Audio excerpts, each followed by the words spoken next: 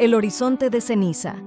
Cuando la nave de exploración Ardent Hope aterriza en el planeta Sephora 7, la misión parece rutinaria: catalogar un mundo sin vida, confirmar sus recursos y regresar a casa.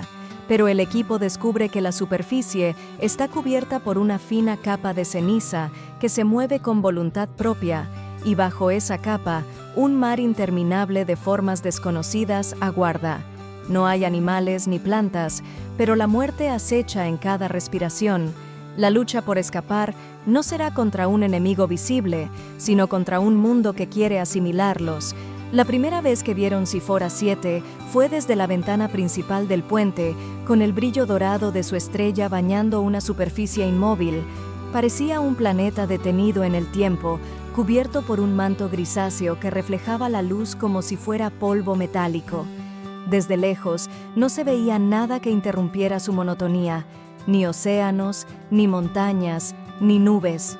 Solo un desierto perfecto. El capitán Elias Bourne no era hombre de impresiones románticas, había trabajado en más de 20 misiones de reconocimiento y sabía que la mayoría de estos mundos eran aburridos y hostiles a partes iguales. Sin embargo, había algo en ese silencio planetario que lo inquietaba. Temperatura media, -8 grados. Atmósfera respirable con filtración mínima. Gravedad, 0.93 estándar, informó la oficial científica, doctora Karina II, mientras sus dedos corrían por los controles. Nada de fauna detectable, nada de flora, ningún indicio de actividad sísmica o meteorológica reciente. Es un planeta muerto. Elías asintió, aunque en el fondo no le gustaba esa última frase. Un planeta muerto era seguro, pero este parecía demasiado muerto. El equipo de descenso incluía a 6 personas: Elias, Karina, el ingeniero de sistemas Jace Wren, la piloto Cass Moran, el médico de misión y biólogo Dr. Owen Rall y la especialista en reconocimiento de campo Petra Solas. Todos ellos llevaban tiempo juntos, aunque no lo suficiente para llamarse familia. Las tensiones estaban ahí, ocultas bajo la rutina de trabajo. Petra y Jace no se soportaban. Cass y Karina discutían cada vez que había que decidir entre rutas seguras o rápidas. Elías mantenía el control a base de una calma que rozaba lo glacial. El aterrizaje fue suave, en una planicie infinita. Al abrir la compuerta, una brisa débil pero constante les llevó un olor seco, mineral, casi como el de piedra molida. Bajo sus botas, la superficie cedía apenas, como si caminaran sobre una fina alfombra sobre un suelo más duro. La ceniza estaba fría, y aunque se pegaba a las suelas, no dejaba huellas claras. Cada paso que daban parecía deshacerse en cuestión de segundos, rellenado por el polvo flotante. La primera hora se dedicó a instalar una base temporal y los sensores atmosféricos. Owen recogió muestras de la ceniza y descubrió que estaba compuesta por estructuras microscópicas de origen no mineral. Tenían forma hexagonal y bajo el microscopio algunas parecían moverse lentamente, reacomodándose. Lo atribuyó a descargas electrostáticas. No mencionó a nadie que, cuando acercó un dedo al visor del micro, las partículas parecieron orientarse hacia él. A unos 2 kilómetros del campamento, Petra encontró la primera anomalía, un pequeño montículo de ceniza más alto que el resto, como una duna solitaria en medio de la planicie. No había viento que pudiera haberla formado. Al tocarla con la punta de la bota, el montículo se desmoronó en silencio, revelando un hueco debajo. No era una cueva, ni un túnel.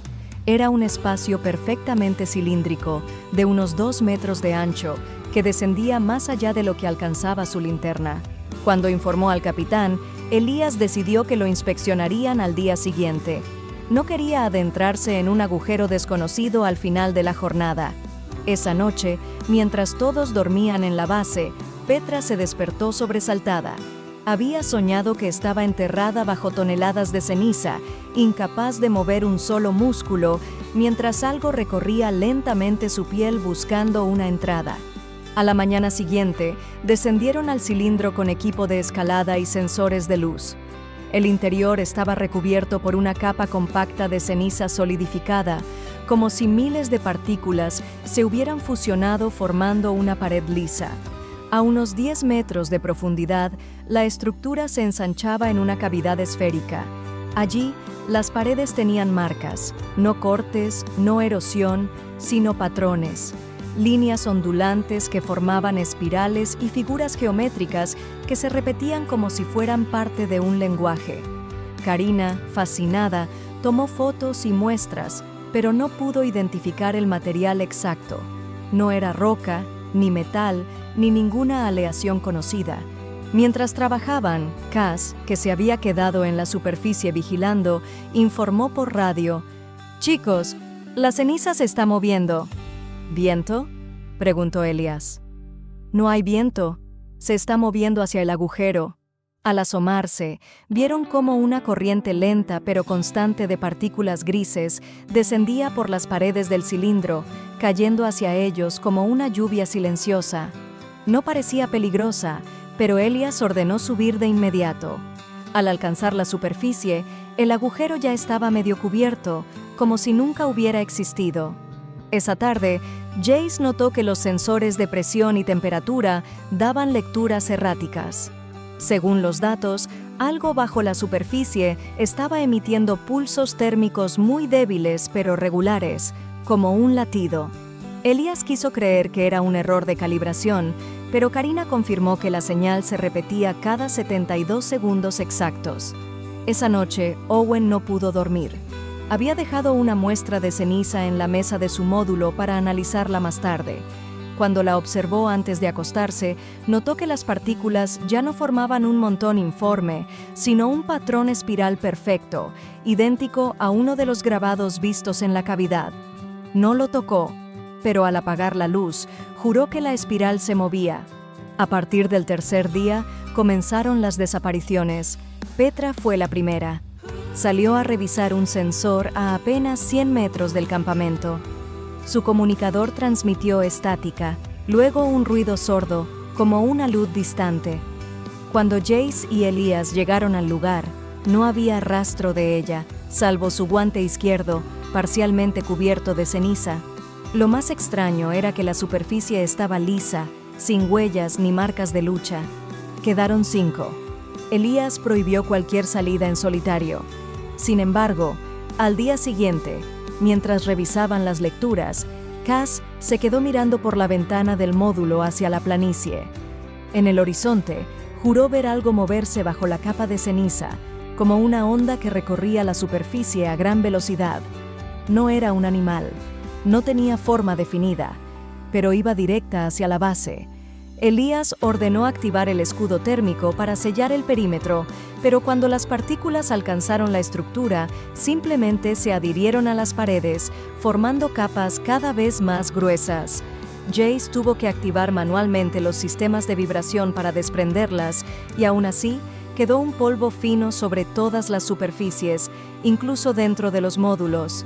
Karina comenzó a sentirse mal, decía que tenía fiebre, pero los análisis mostraban temperatura normal. Lo que sí encontraron fue que su piel estaba cubierta de pequeños puntos grises, como motas incrustadas. Ella decía que eran recuerdos y que la ceniza le estaba mostrando lo que había antes. No explicó qué significaba. A la mañana siguiente, no despertó.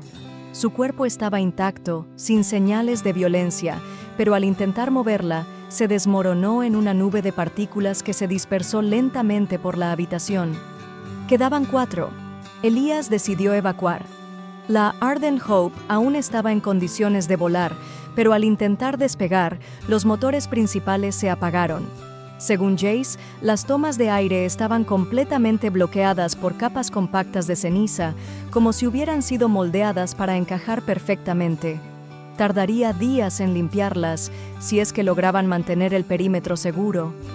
Esa noche, Owen escuchó un sonido bajo la base. No era viento ni vibración mecánica. Era un murmullo, un coro lejano, como voces susurrando en un idioma imposible. Al acercar la oreja al suelo, sintió calor. Y entonces, el suelo se hundió. Owen cayó apenas un par de metros antes de quedar atrapado en algo blando, pero no era tela ni cuerda, Era ceniza compacta que lo envolvía como una masa húmeda.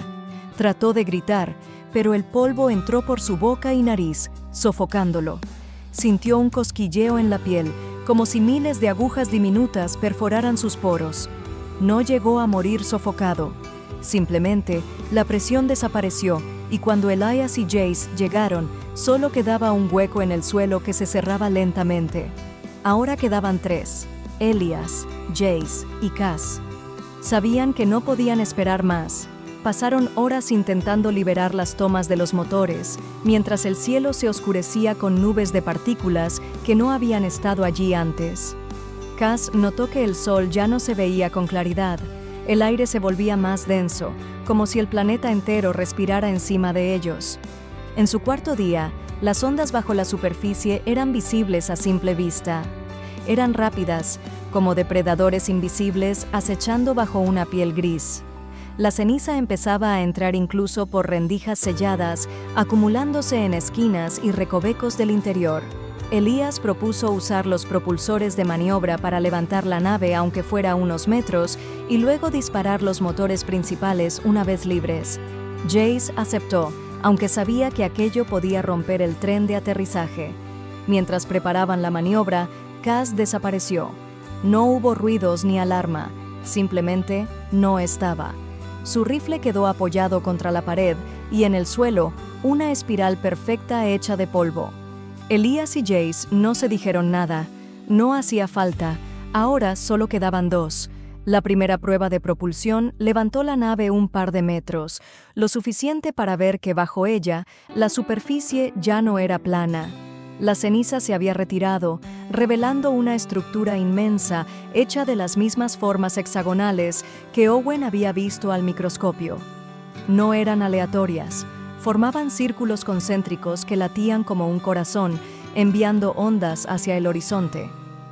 «Eso no es terreno», susurró Jace. «Es algo vivo». El golpe llegó sin aviso. Una columna de ceniza compacta emergió como un geyser, golpeando el fuselaje y haciéndolo girar. Elias logró estabilizar la nave, pero otra columna golpeó el tren de aterrizaje, arrancándolo de raíz. El impacto arrojó a Jace contra un panel, partiéndole el cuello. Murió sin emitir un sonido. Elias quedó solo. El tablero indicaba múltiples daños, pero aún había energía suficiente para un intento más. No tenía tiempo para luto. Ajustó la secuencia de arranque, encendió los motores de forma brusca, quemando toneladas de ceniza en el acto. El planeta respondió. Columnas, ondas y torbellinos de polvo lo rodearon como tentáculos tratando de aferrarlo. En el último instante, la nave se elevó, pero el ascenso fue errático. Elias miró por la ventana y vio que la ceniza se elevaba con él, como si quisiera seguirlo al espacio. No era viento, eran enjambres, millones de partículas moviéndose con un propósito. Al salir de la atmósfera, la señal de la Ardent Hope se volvió intermitente. Los sistemas no dejaban de mostrar patrones en espiral en las pantallas, aunque las borrara una y otra vez. Elias sintió algo extraño en sus manos. Un polvo gris se acumulaba bajo sus uñas.